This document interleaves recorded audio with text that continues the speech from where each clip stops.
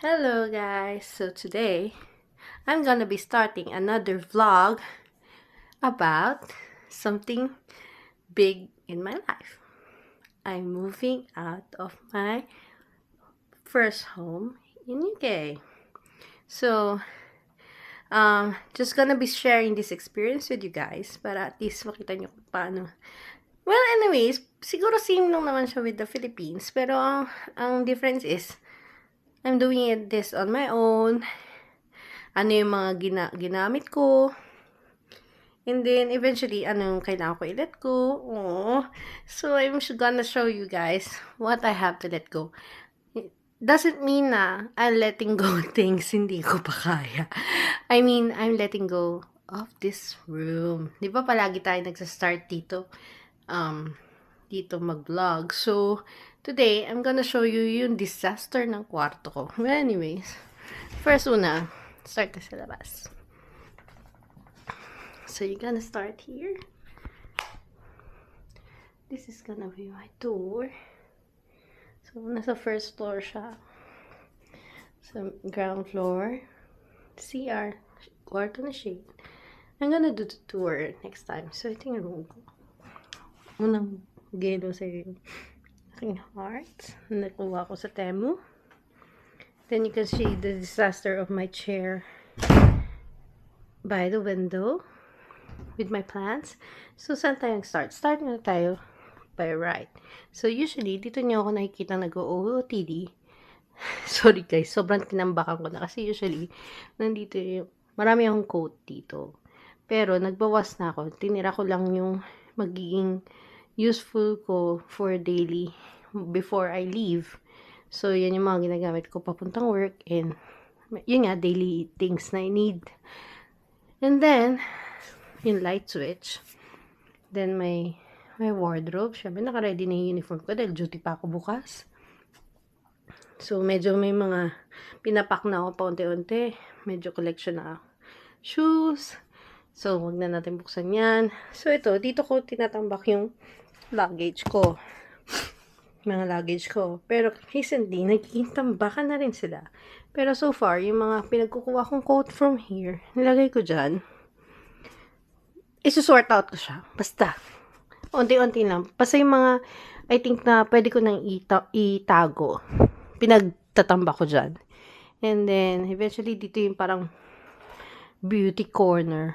So, nandyan yung mga pabango ko, mga anik-anik ko sa mukha, sa katawan, mga makeup. Yan. So, yan. My underwear, stockings, medyas nandyan. My tops, my pantulog, my sweater, my skirts and shorts. And then, eventually, pambay the rest of the panlamig, like yung mga pang kamay, pang leg warmer, ganyan. Then, my chair. So, hindi ko to ilalat ko. Sure na yan. Dadalhin ko yan sa Derby. My new bag. Ito talaga yung kasama ko to. Kasama kong dumating yan dito sa UK. Siyempre, dadalhin natin yan. Yan yung parang, ano ko parang relaxing area ko. Lalo na kapag kausap ko yung family ko, sarap-sarap ang umupo dyan. And then, syempre yung family ko, natatakpan lang yung mga ek ko, mga diffuser, cherva, and yung rosary ko, syempre. Ang aking pasalubong sa aking nanay. Nandyan muna siya kasi maganda siya tingnan. My plants. So, yan yung window. Gusto ko talaga nakabukas lagi yan. Sorry, may nalaglag. And then, radiator. Dito ko nilalagay ito sa lamin. The rest of mga eke ko. Nandito yung sobrang kalat ko talaga, guys. Hindi, parang bara-bara na lang kasi. Kasi nga, alam ko na malapit na rin akong alis. So, bakit pa ako nagliligpit? So, anyways, more of my bags. My stuffed toys kasi namimiss ko na yung dogs ko. Kaya bumili ako. My new 9 West bag. Yan, ang kamay. Ito, storage ko to ng bags ko. So, maganda din siya kasi parang nakaka-aesthetic din siya.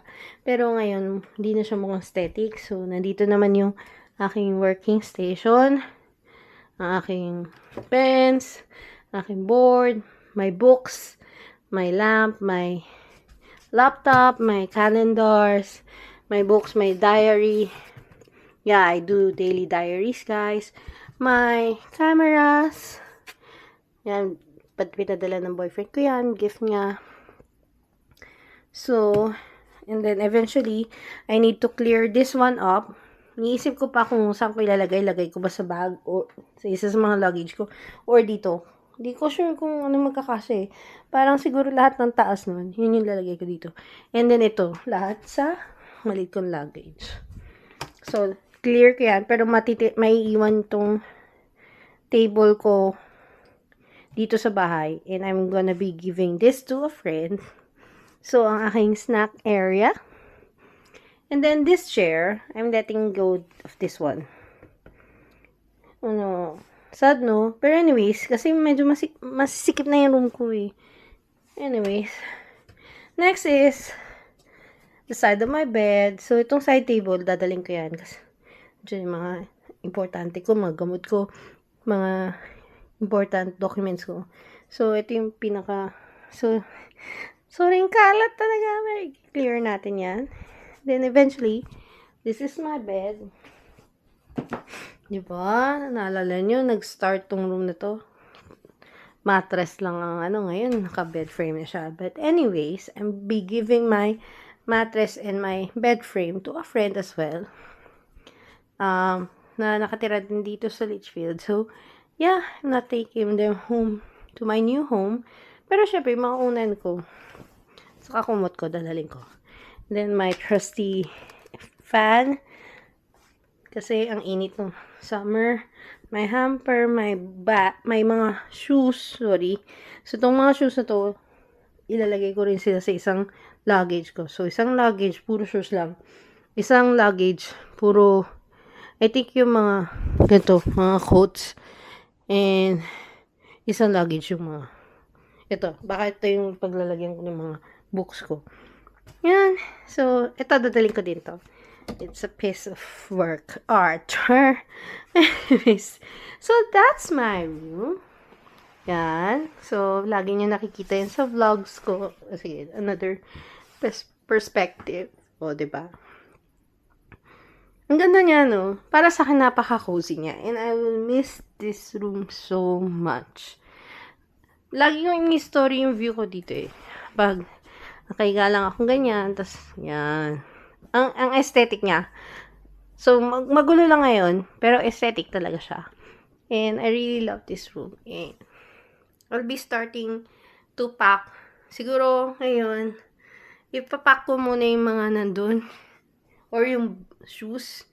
Hindi ko pa alam. Pero anyways, I'll start with siguro yung mga kalat ko doon. Para unti-unti ko na siyang maligpit. And isa-isa ko na rin ibababa lahat. So, i-story ko lang to bago ko galawin para makita natin yung before and then magpo-post din ako na and then after na, wala na siyang laman. Diba? Nakakalungkot lang. Pero, it's a new beginning. So, I'm really excited for this new beginning of my life. So, yeah, excited na tayo and anong oras na ba? Parang magna-9 na. Kasi galing tayong duty kanina. So, medyo pagod pa tayo. So, maybe 1 or 2 bags at a time. Yeah. Ay, Diyos ko. Hindi ko alam. Dapat ko ba siya ilagay lahat ng shoes ko doon or sa luggage? Well, anyways, umpisan ko tong part na to. Nakakanginig ng laman. Well, anyways, nakakalungkot. Pero, yeah. Hope you will enjoy this chaos. Makikita niyo yung magiging, ano ba? Nauubusan ako ng English. This Jurva, this adventure, this experience. So, yeah. Let's get to it. Umpisa na natin para may magawa naman tayo, di ba? Okay. Okay, let's do it, vlog.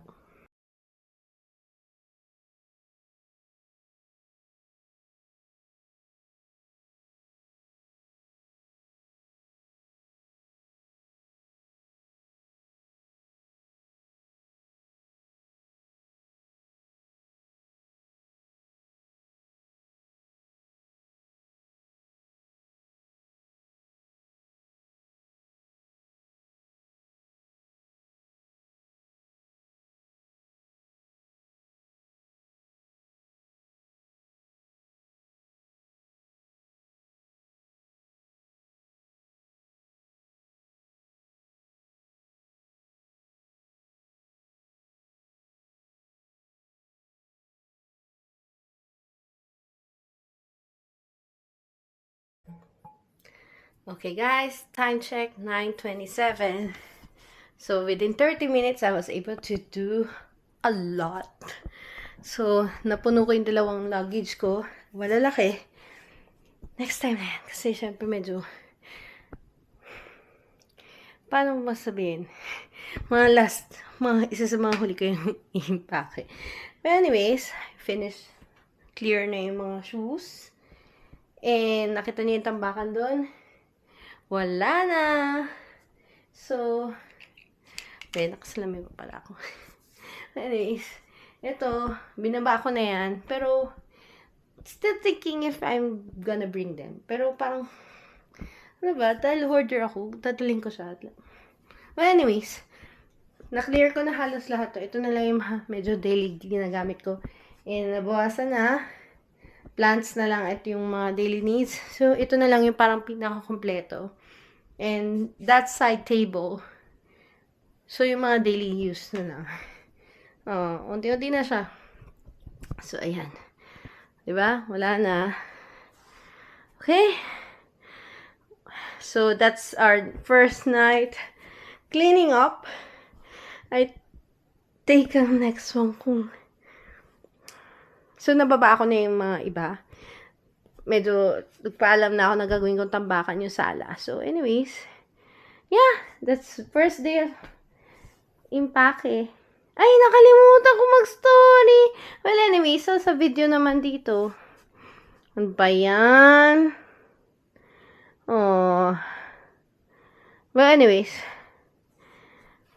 ay, wala na. Babalik ko pa ba?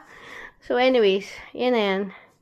So, first day of impake. First day of impake done. So, yeah. Pwede na magpahinga? Pwede na? Okay. Maghilamos na tayo. Wash up na. And then, another duty. And then, tomorrow, maybe, hindi maybe. Sisipagin tayo.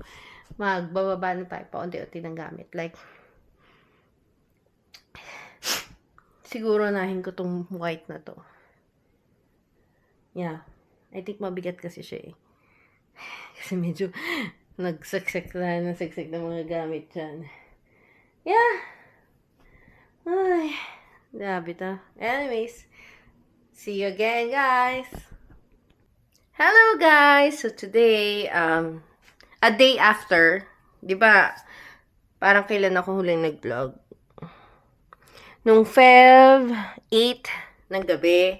So, yun yung nag-clear up ako ng shoes and yung mga tamba ko doon. So, yeah, you can see, medyo parang umaaliwalas na dito sa kwarto ko. Nababawasan na ng kalat. But anyways, we're gonna do the lights today. Parang hindi ko siya kayang tanggalin. Hindi dahil sa hindi ko siya kayang tanggalin. Pero yung thought na, tatanggal na siya. Kasi yun talaga yung parang salvation ko sa gabi. Takot kasi ako sa dilim. Yung total darkness. Parang kasi, nakakakita ka pero wala ka nakikita. Parang basta, may something talaga siya sa akin. Well, anyways, so we're gonna do the lights today. So ngayon, Feb 10 na. Kasi medyo distracted tayo yesterday. Basta, something happy. Ang sarap-sarap talagang pakinggan yung approve and book na thing, no? But anyways, saya ko talaga kahapon.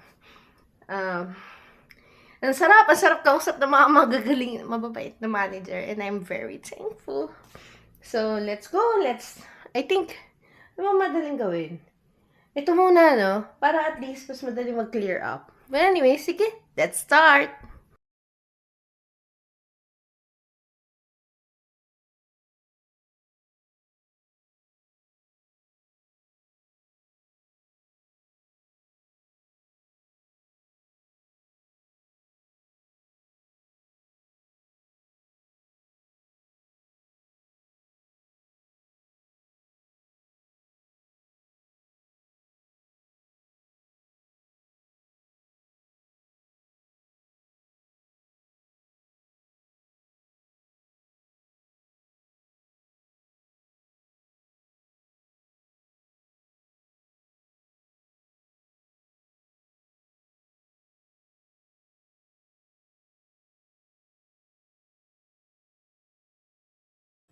Are we back?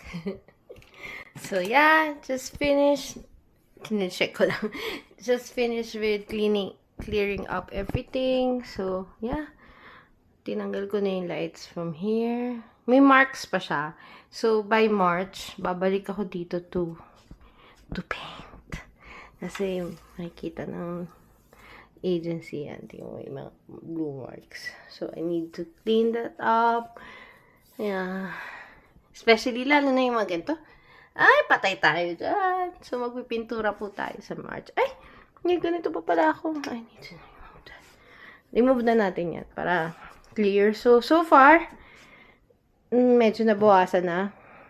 Medyo is an understatement. So, wala na naman to. Wala na rin. We're letting go of the table, this chair, and the bed, and the mattress. Pero syempre, everything goes with me. So, yeah. Unting-unti na lang. We're ready to clear the room. O, diba? Medyo humihinga na siya na onti. So, niya, ang dami palang gamit pa. Sabi niya sa akin. Anyways, nagsalita pala yung kwarto. So, that's the update for today. Medyo stop na tayo ulit. Kasi wala na tayo gagawin eh. The rest is history. The rest is, So, syempre, gagamitin ko pa kasi ito for my old clothes. Mga dirty clothes. Pero, eventually, dyan ko ilalagay itong mga to. Mga unan. So, madali lang siya i-pack. So, syempre, iba naman. Unti-unti na ibababa. Yeah. So far, so good. Okay. Ito na yung parang official day 2 natin. So, day 2 done. I think yung last day natin is hindi ko alam. It's either Feb 13 or yung mismo, hindi, yung mismong moving out day is Feb 14 na as in morning pala, pipick upin na ako ng moving truck dito. So, dapat everything na kaya kong ibaba, like yung mga chair, mga yan, side table, yung mga ek-ek kong mga yan, i-clear na natin, dapat nasa baba na siya. So, yeah. I think yun yung next na gagawin natin, which is sa Feb 13 na. So, we can rest, and day 2 done. Okay? Thank you for keeping up with me. Bye! Good morning, everyone! So, today is February 14, Valentine's Day, and it's moving day.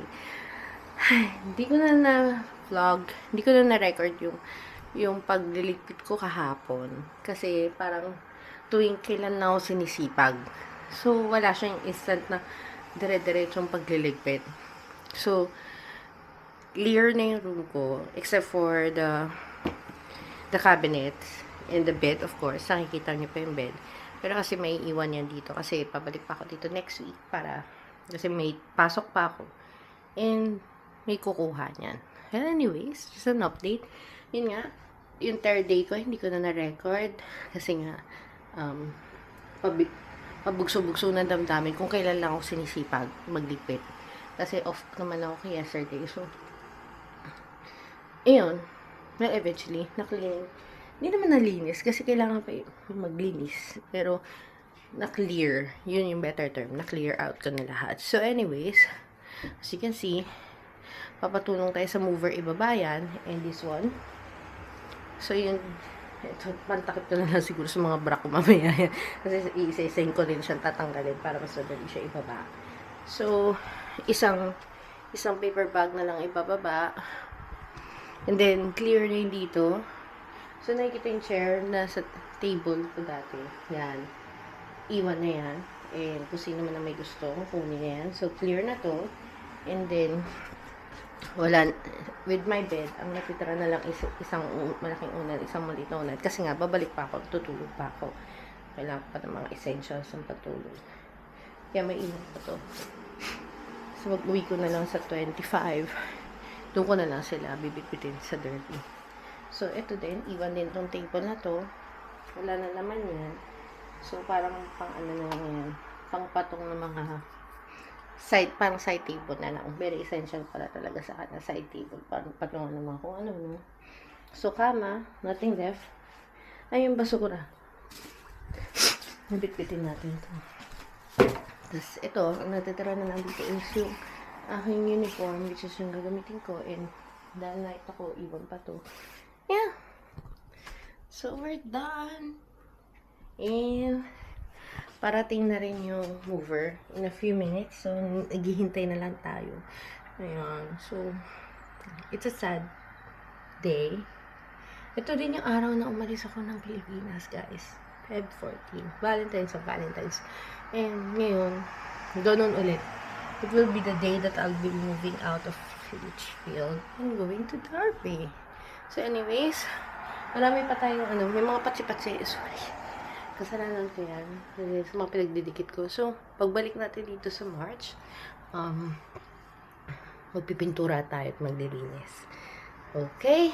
Yun ang last agenda natin pagkabalik natin dito.